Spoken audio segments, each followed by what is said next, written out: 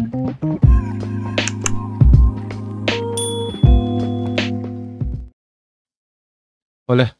chỉ bay lại với ole yêu đại sa trend te chu kan culture kan ren khop maya alom lama thapo ngai te la a tho me tu tu ma hian engani thil ti dan ran lu tuk vak kha ka soi don lo ma ro chu mitam takin har sat na kan to ka zo na te po nol thina chumi chungchanga chuan adar chungchanga te apar chungchanga te zo na ka dong zeu zewa chulai vela chu kan soi fi de udon ani a kan hria ta na poi mo zo kan itu na mi chu a khoi dan lampang ni lovin le SDMS kan han lu tanga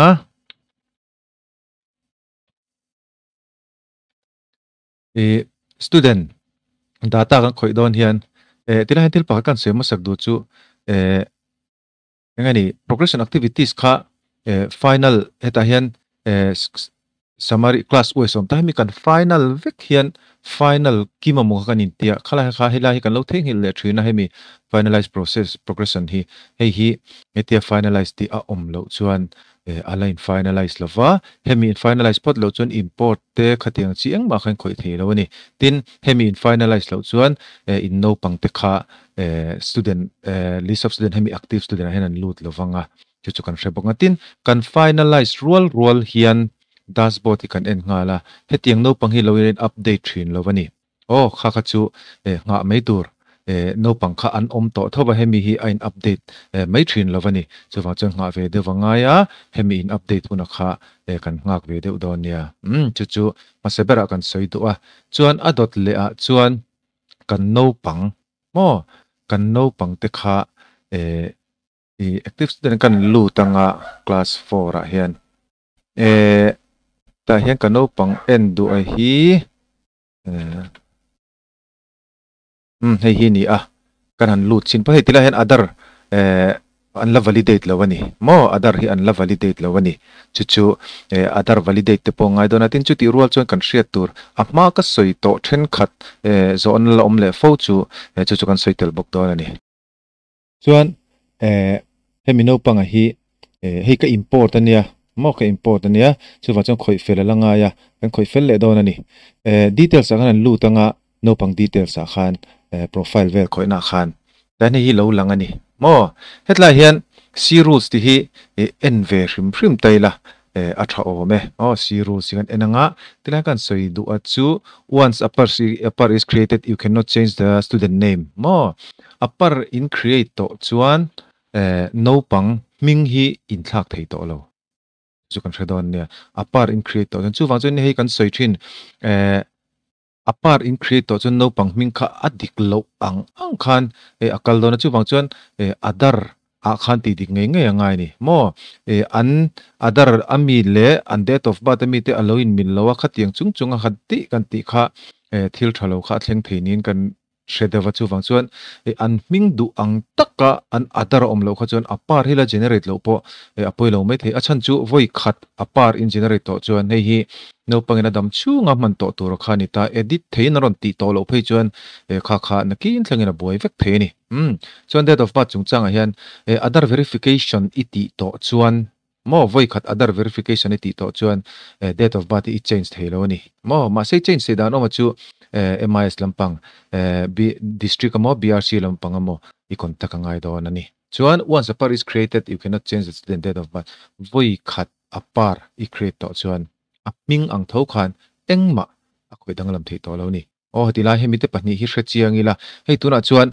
hetila hian engani hei apar la generate lo ni sorry adar la verified lo ni wangin hei kan edit theya hei pokan la edit thei ni chu kan hrianga hei hi apar adar ka soi pol je milo khete mula adar kan la verified lo chun hei la khoi danglam thei ma se adar hi I verified to chuan hei hi khoi danglam thei to lo chu hredon nia hemi hi khoi danglam thei to don lovani chuan adar kan verified to chuan tila hian hei omsa oma maro chu adik lo ni mai theya chu wang chuan hei hi ka siam thale don ani chuan adar number adar number hi chu consent khani maya kha chu poilo tur ngai la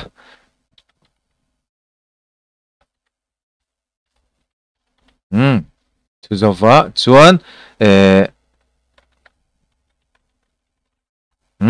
tikhan ka chu le a adar le a number le a ming adar lang ang khan ka chu ni chuan hei po hi ani na taka chuan he tilaya a ming inziak le adara ming inziak hi ain ang lova chu wang chuan hei hi adara inziak zok ang hi andu awangin adar ang hiang kan kaltlang pui don ani mo ma se na kina kan hriat tur chu adar hi lo verified po ni la he tilai a minga hi I thak tho tho ngai adar ang hian ani lo chuan apara generate thei lawang tiang ve chu ka soi du to lawanga hei a phone number te poi update anga ya chuma changa update ani thil dang vak khoi lawanga BPL ni a wan ni lo thunga chuan CWS ni lova hei hi under investigation kan tilenga safe anga helai hi ming veng me lo toy tu kani kha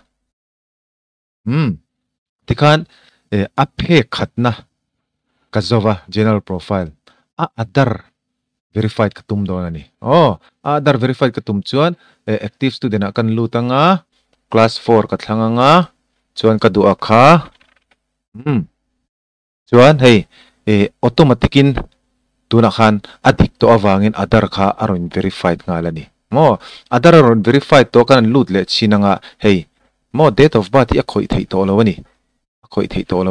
me hei po mo adar ka verified to wa adar angin he thila hi a om to ni khalai kha kan thiam don ya adar kan verified to chuan hetlai kha a khoi dang lam thei to lawani chuan apar han lut don taila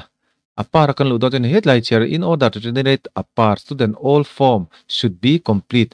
GPT EPT FP te kha kan complete fact nuwa kan finalize fact nuwa chau apar hi kan khoi theya mo chuta chuan kan hriat tura chu apar kan khoi don chuan no pang an adara ming le iudai sa ming hi a in an angai ani chumin an lo chuan inti thei lawang chu kan hria anga hemi apar adar I generate don hian I finalize don hian adar I verified don hian adara an ming ang kha an du dan ani ti ishema sapot anga an du dan angani chuan apar I verified anga adar I verified anga chuan iudais ming ne na lo an lo chuan iudais ming hi chu BRC ai submit anga district level an lo siam tha thei ani amara chu kan hriat ang khan name change om ve a name update om ve a khata khan name change ni lovin name update oma horop malte te ang chi kha chu ati thei ve kha chu nikom lama po kan hriat vek to kha adar verified chung changa thil poimo kanan soi thei chunetin apar te po hi mi then kha chuan in lo mai no la chunzom mai thei aparak ti da ka chu thil har lu tu kan ni lova maro chu thil in tluk ngai in angai kha omatin consent form kha apar la generate lo ta kha chuan kan la vek le don ani chuan kumin chung hian apar hi generate vek kan tumanga maro chu soitong khan adik lo chunga kalui akha chu nakina no pangta na poyang chu wang chuan nu le pa te consent in lockdown khan amo adar in verified don reng in nu le paten adarami angkha andu thlapani ti kha in verified phot donia kha tuna kan video kan soi the chin chu ni le phot ro se kalome